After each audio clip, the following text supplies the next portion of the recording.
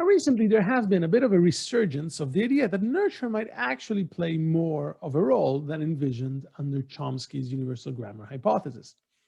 The idea really is that much of our knowledge of language can actually be explained without having to posit some elaborate inner structure that prepares us for acquired language, because it can actually be inferred just by being exposed to language. So as you hear a lot of language, you can extract the regularities in the language, and this might be a mechanism for learning a lot about the language, the linguistic environment you're in.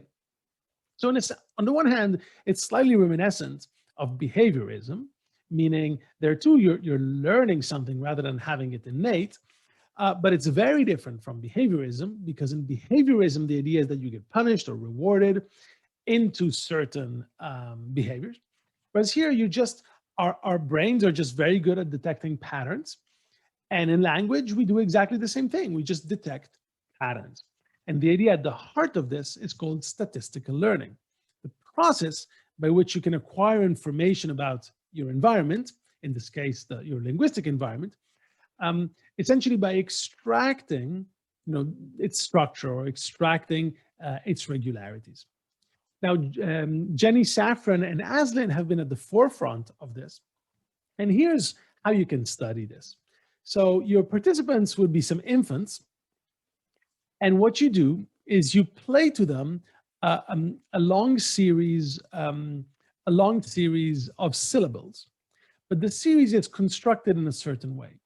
You create some arbitrary words. So for example, here, pabiku is one word, golatu is another word, daropi is another word, and tibudo is another word. And then what you do is you create a really long, essentially a really long sentence with no pauses in between, and you just shuffle the words. So, you'll have first word, second word, third word, fourth word, then the third again, then the second, then the first, then the second again, then the first again, et cetera, et cetera. So you take the words, you shuffle them many times, and you string them all together. So the infant would hear something kind of like this. Pabi kugola tu daro piti budo pabi kudaro pigola tu ti budo, et cetera, et cetera.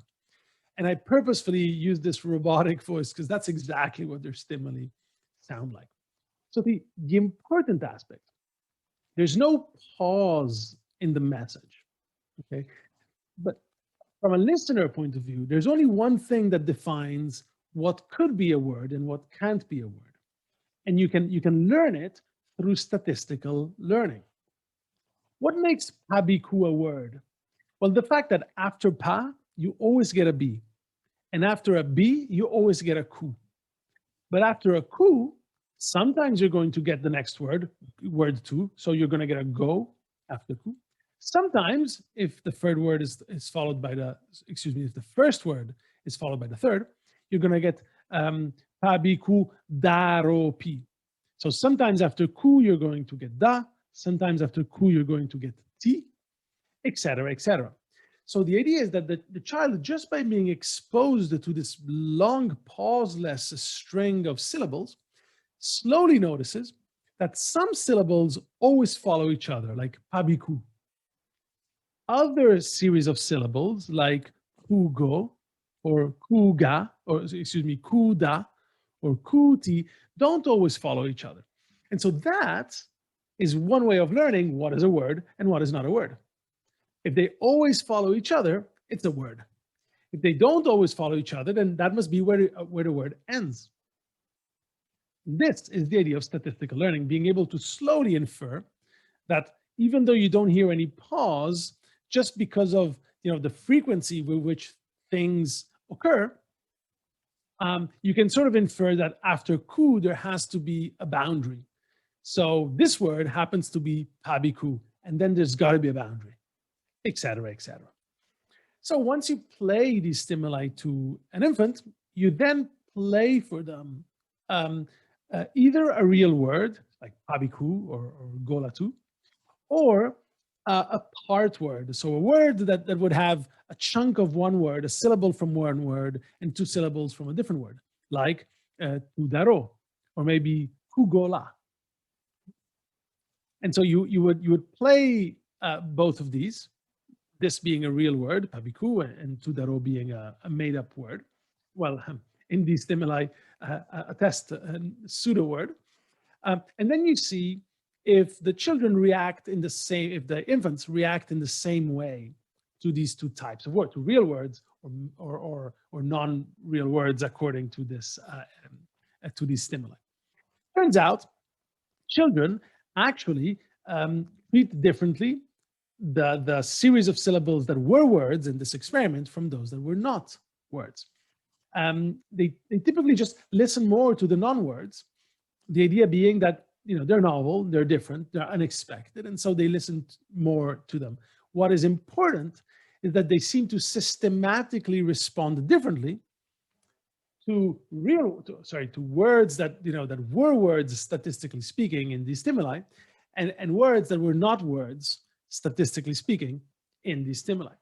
So in this sense, it's clear that purely based on being able to extract regularities in the environment, you can actually learn what is a word and what is not a word. So if you're an infant, you come into this world and all you know is that around you people are just blah, blah, blah, blah, saying phonemes one after the other. You already have a mechanism without having to posit anything in your mind in terms of universal grammar. But you already have an obvious mechanism to just learn from the statistical regularities of what you hear, what might be a word and what might not be a word. And it turns out that you can actually learn a lot of things about language with this approach.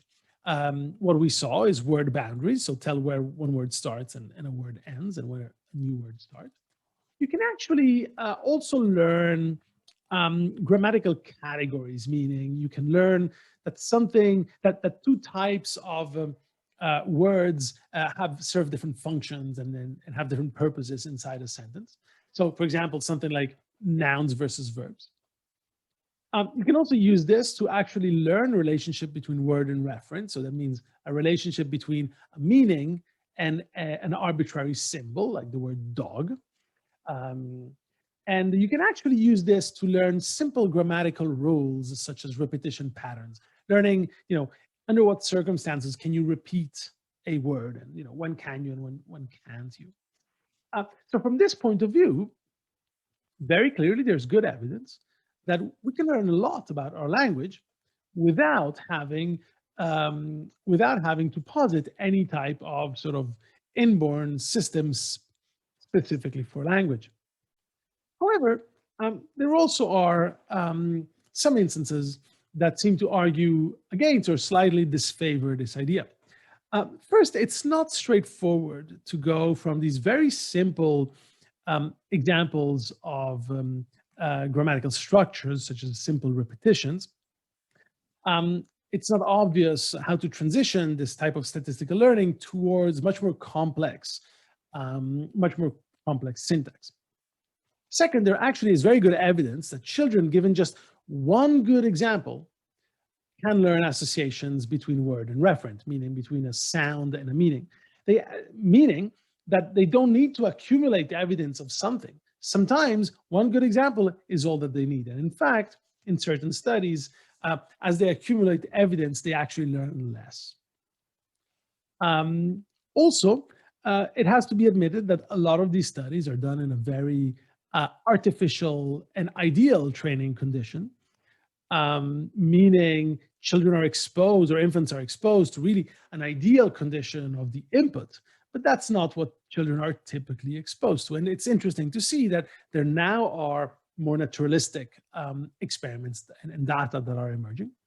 And finally, this of course leads us back to the whole idea, but if all we do is we actually figure it out by inferring the regularities in our linguistic environment, then shouldn't it be the case that children vary a lot in terms of the language they develop, since you really are, under this view, a prisoner of the language input that you're given. If the input doesn't have certain properties, how would you develop them?